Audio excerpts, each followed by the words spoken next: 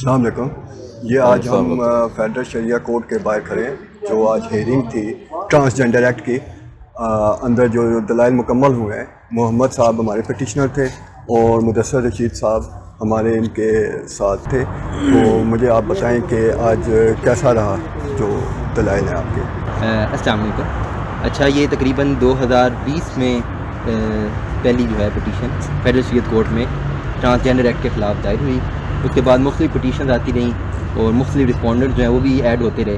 تو الحمدللہ 2 سے 3 سال کے بعد آج جو ہے تمام آرگومنٹ جو ہیں وہ کنکلوڈ ہو گئے ہیں اور اب جو ہے ہیئرنگ کے لیے ریزرو کر دیا گیا. یعنی اب کچھ دنوں کے بعد یا کچھ ہفتوں کے بعد جو اس کی ہیئرنگ ہے وہ ہوگی اور اس کو جو ڈیسیژن ہے، ججمنٹ جو ہے وہ سنا دی جائے گی. تو اللہ کا شکر ہے کہ اتنے دنوں کے بعد آج آخر کار جو کیس ہے وہ کنکلوژن کی طرف چلا گیا ہے. اب صرف ڈیسیژن آنا ہے. اللہ تعالیٰ سے دعا ہے کہ اچھا ڈیسیژن آئے، اس کے بعد اگلے جو مراحل ہیں وہ بھی خوش اسلوبی کے ساتھ طے پا جائیں. اچھا مدثر بھائی، آپ سے ایک سوال ہے کہ یہ جب ڈیسیژن آ جائے گا تو اس کے بعد اگلا سٹیپ کیا ہے؟ جی، بڑا اچھا کوشچن ہے آپ کا. جیسا کہ محمد بھائی نے بتایا کہ یہ ایک بڑا ہی امپورٹنٹ دن ہے آج کا، کہ کافی عرصے سے جو ہے اس پہ محنت ہو رہی ہے. محمد بھائی جو شروع کے پٹیشنر میں سے ہیں، اس طرح حماد حسین جن کو ہم شروع سے سپورٹ کر رہے ہیں، وہ اس کے فرسٹ پٹیشنر ہیں. تو اب دیکھیں نا، 2020 سے یہ سلسلہ شروع ہوا اور آج ہم 2023 میں کھڑے ہیں اور اس میں ان لوگوں کی بڑی محنت ہے. یہ جب بھی ان کی ہیئرنگ ہوتی تھی یہاں پہ آتے تھے اور پھر اس کے علاوہ بہت اور مطلب جو ہے کہ انہوں نے ایفرٹس کی. تو یہ کہ بڑا ایک اچھا معاملہ ہے کہ آج جو ہے یہ ڈیسیژن جو ہے وہ ریزرو ہو گیا. اور جیسا کہ محمد بھائی نے بتایا کہ اب ہم صرف آخری ایک ہیئرنگ ہے جس کے اندر پھر وہ ڈیسیژن سنا دیا جائے گا. یہ ڈیسیژن جو ہے یہ ایک بہت بڑی ایک طرح سے وکٹری ہوگی ہماری انشاءاللہ، کہ ایک حملہ کیا گیا ہماری اقدار کے اوپر، اسلامک ویلیوز کے اوپر، اسلامک طرز زندگی کے اوپر، اور اس کا پتہ بھی نہیں چلا لوگوں کو. تو 2018 میں یہ بل پاس ہوا اور لوگوں کو اس کا بالکل اس وقت شعور نہیں تھا. نہیں، کچھ لوگ جو باشعور لوگ ہیں وہ کھڑے ہوئے، جیسے محمد بھائی بھی ہمارے ان میں شامل ہیں، کہ انہوں نے جو ہے ایجوکیٹ کیا عوام کو، جو لا میکرز تھے ان کو بھی ایجوکیٹ کیا. اور آج ہم جو ہے اس حوالے سے کافی شعور رکھتے ہیں، سوسائٹی کے اندر بھی کافی شعور موجود ہے، کیونکہ یہ LGBTQ+ کا جو ویسٹرن ایجنڈا ہے اس کو آگے پہنچانے کا ایک طرح سے ایک بہت بڑا سٹیپ تھا ان کی طرف سے، کہ اگر ان کو لیگل کور مل جاتا تو آپ سوچ سکتے ہیں کہ ویسے بھی یہ چیز بہت زیادہ پھیلائی جا رہی ہے، اور اب جو ہے اگر لیگل کور اس کو مل جاتا تو پھر یہ بہت تیزی سے اس نے پھیلنا تھا. تو الحمدللہ ایک لحاظ سے تو ہم نے ایک بڑی اچیومنٹ حاصل کر لی ہے، لیکن یہ ہے کہ یہاں پر ابھی یہ جو اسٹرگل ہے یہ ختم نہیں ہوئی ہے. یہ لوگ یہاں پہ آرام سے نہیں بیٹھیں گے. ڈیفینیٹلی یہ جائیں گے سپریم کورٹ میں اور اس کو جو ہے چیلنج کریں گے. اور جیسا کہ ہمارے لا کا بہت بڑا مسئلہ ہے کہ اگر کوئی اپیل جو ہے وہ دائر کر دی جاتی ہے تو اس کے بعد یہ ڈیسیژن جو ہے جب تک کہ وہ اس کی ہیئرنگ نہ ہو سسپینڈڈ رہتی ہے. جیسے سود کے ساتھ معاملہ ہوا کہ سود کے اوپر جو ہے فیڈرل شریعت کورٹ کی بڑی واضح ججمنٹ آ گئی تھی، لیکن اس پہ جو ہے وہ ریویو پٹیشن ڈالی گئی اور ہم دیکھتے ہیں کہ پچھلے 30 سال جو ہے اسی چکر میں ہم لگے ہوئے ہیں. ابھی بھی جو ڈیسیژن آیا ہے اس کے اوپر جو ہے ابھی محمد بھائی سے بات ہو رہی تھی کہ اس پہ بھی ریویو پٹیشن جو ہے وہ آ چکی ہے. اب یہ بڑا عجیب معاملہ ہے کہ جیسے ریویو پٹیشن آتی ہے تو یہ جو فیصلہ ہے سسپینڈڈ ہو جاتا ہے جب تک کہ پھر وہ اس کی ہیئرنگ نہ ہو. اب اس کی ہیئرنگ جو ہے وہ اس وقت تک نہیں ہو سکتی جب تک کہ سپریم کورٹ جو ہے اس کا شریعت اپیلیٹ بینچ جو ہے وہ تشکیل نہ پائے. اب وہ تشکیل ہی نہیں پاتا، اس کی ہیئرنگ ہی نہیں ہوتی. تو یہ ہمارا جو ہے یہ ہمارے قانون کے اندر ایک ایسا یہ لوپ ہول رکھا گیا ہے جو کہ اسلامائزیشن آف لا کے حوالے سے ایک بہت بڑی رکاوٹ ہے. تو باقی محمد بھائی بھی اس پہ بات کر سکتے ہیں کہ یہ کیا معاملہ ہے. تو آگے ڈیفینیٹلی وہ کریں گے جتنے فنڈز ان کے پاس ہیں، جتنی بیکنگ ان کے پاس ہے، آپ سب جانتے ہیں.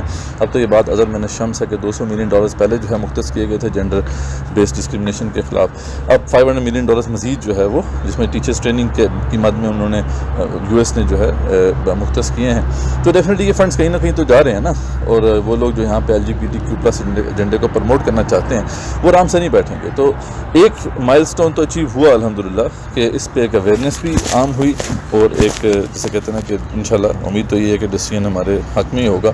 لیکن یہ ہے کہ یہ it's a beginning of a long struggle, یعنی یہ اسٹرگل آگے چلے گی. LGBTQ+ ایجنڈا پوری دنیا پہ مسلط کیا جا رہا ہے اور ہم پر بھی پورے زور سے مسلط کیا جا رہا ہے. تو یہ سلسلہ ختم نہیں ہوگا، اور ہمیں محمد بھائی جیسے جو ہے ینگ لوگ چاہیے جو اس والے سے ایک رول ادا کریں. باقی میں چاہوں گا کہ محمد بھائی جو ہے اس بات پہ ضرور جو ہے روشنی ڈالیں یہ جو کیا پروسیس ہے کہ اس کے بعد جب اپیل کی جاتی ہے تو کیا ہوتا ہے. اچھا، اس میں نا باقاعدہ طور پہ امینڈمنٹ کے ذریعے صرف ایک کورٹ ہے جس کے لیے یہ پروویژن رکھی گئی ہے کہ اپیل کے فائل ہونے سے ہی پچھلا فیصلہ جو ہے وہ سسپینڈ ہو جاتا ہے. باقی جتنی بھی کورٹس ہیں ان میں جب اپیل میں جاتے ہیں تو اس کے لیے پہلے ہیئرنگ ہوتی ہے، دلائل سنے جاتے ہیں. اگر مضبوط ہوں تو پھر پچھلا جو یعنی وہ فیصلہ ہے نا ڈیسیژن باقی رہتا ہے، ڈیسیژن برقرار رہتا ڈیسیژن ہے. باقی رہتا ہے جب تک وہ جو اپیلیٹ کورٹ ہے وہ ہیئرنگ کر کے اس کو سسپینڈ نہ کر دے.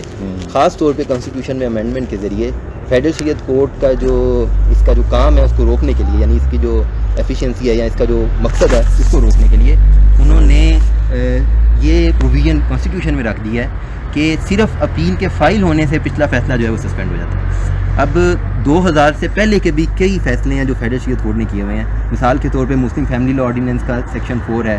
اسی طرح سود کے اوپر جو فیصلہ ابھی ریسنٹلی ہوا ہے تقریباً، تو وہ بھی سارے اس کے اوپر یہ اپیل میں چلے جاتے ہیں اور اپیل میں جانے سے ہی پچھلا فیصلہ سسپینڈ ہو جاتا ہے اور اپیل کی ہیئرنگ ہی نہیں ہوتی. یعنی پچھلے تقریباً 20 سال سے ابھی تک شریعت اپیلیٹ بینچ ہی نہیں بنا. یعنی وہ ججز موجود ہیں لیکن وہ بینچ نہیں بنایا جاتا. تو اس کے لیے پاکستان کی عوام جو ہے اس کے ساتھ ایک طرح سے یہ ان کو نا جو کہتے ہیں نا کہ وہ کسی ایک لالی پاپ دیا ہوا ہے کہ یہ بھی بنا ہوا ہے، یہ بھی بنا ہوا ہے، لیکن ایکچولی جو ہے وہ اسی کے دوران وہ کھیلتے رہتے ہیں اسی کے اندر. یعنی یہ فیڈرل شریعت کورٹ ہی موجود ہے تو ہمیں اس کے لیے بھی اسٹرگل کرنی ہے کہ کانسٹیٹیوشن میں کوئی اس طرح کی امینڈمنٹ لائی جائے جس کی وجہ سے یہ جو پروسیس ہے نا اس کو بہتر کیا جائے اور جو اسلام کے خلاف قوانین ہیں ان کو جیسی بات ہے اب ایسے ہی تو نہیں یہ اسٹرک ڈاؤن کر رہے. اب 3 سال آپ نے ہیئرنگ کی ہے، اس کے بعد کچھ آپ نے پایا ہے تو اسی وجہ سے آپ اس کو اسٹرک ڈاؤن کرتے ہیں. اب سود کا جو فیصلہ ہے وہ تو پتہ نہیں 30 سال تقریباً اس کی ہیئرنگ، ادھر سے فیصلہ پھر ادھر سے واپس ادھر، جیسے وہ چل رہا ہے وہ کوئی گیم چل رہی ہوتی ہے، وہ ٹیبل ٹینس، ادھر سے وہ پھینک رہا ہے ادھر پھینک رہا ہے. تو میرا خیال ہے ہمیں ضرورت ہے کہ اویئرنیس کی کہ ہم اس سسٹم کو بہتر کریں جس کی وجہ سے باقی بھی جو قوانین ہیں وہ اس کے جو اسلامائزیشن ہے اس کی راہ میں جو رکاوٹیں ہیں ان کو دور کی جائے. باقی بار انٹرسیکس جو لوگ ہیں ان کے تو رائٹس کے ہم حق میں ہیں اور اس حوالے سے بھی کچھ پیش رفت جو ہوئی ہے اس کے بارے میں حل میں روشن ڈال دیتے ہیں کہ وہ جو ہے سینٹ کے اندر جو ہے قائمہ کمیٹی میں یہ اپروو ہو گئی تھی. اس کے بعد کا بتا دیں کہ ابھی اس میں کہاں پر پہنچا ہے. ایک تو یہ ہماری اسٹرگل جو ہے وہ ادھر چل رہی تھی فیڈرل شریعت کورٹ میں، اس کے علاوہ پارلیمنٹ میں بھی ہماری ایک اسٹرگل چل رہی ہے. اس میں تقریباً 6 کے قریب سینٹ میں بل انٹروڈیوس ہوئے ہیں ٹرانسجینڈر جو ایکٹ ہے اس میں امینڈمنٹس کے لیے. تو وہ بھی سارے کلب ہو کے جو سینٹ کی جو کمیٹی ہے ہیومن رائٹس کی اس میں گئے. تو اس میں ایک سینیٹر مشتاق صاحب نے ایک نیا بل بھی انٹروڈیوس کرایا تھا سینٹ کے اندر، خنسا person protection of rights act. ٹھیک ہے، تو خنسا پرسن پروٹیکشن رائٹس بل. تو وہ بھی ان سب کو کلب کر کے جو جو ہیومن رائٹس کمیٹی ہے اس نے ان سب کو کلب کیا اور وہ ایک نیا بل جو ہے وہ ڈرافٹ کیا. لیکن آخری جو میٹنگ تھی اس کے اندر انہوں نے اس میں بھی ایک چیز ڈال دی کہ جینڈر ڈسفوریا، اور کہا کہ جینڈر ڈسفوریا کے جو پرسنز ہیں اس کو بھی اس کی جو ڈیفینیشن کی وہ وہی کی جو ٹرانسجینڈر کی ڈیفینیشن ہے، اور کہا کہ ان کو بھی وہ کچھ جو حقوق ہیں جو خنسا پرسن کو ملیں گے وہ ان کو بھی ملیں گے.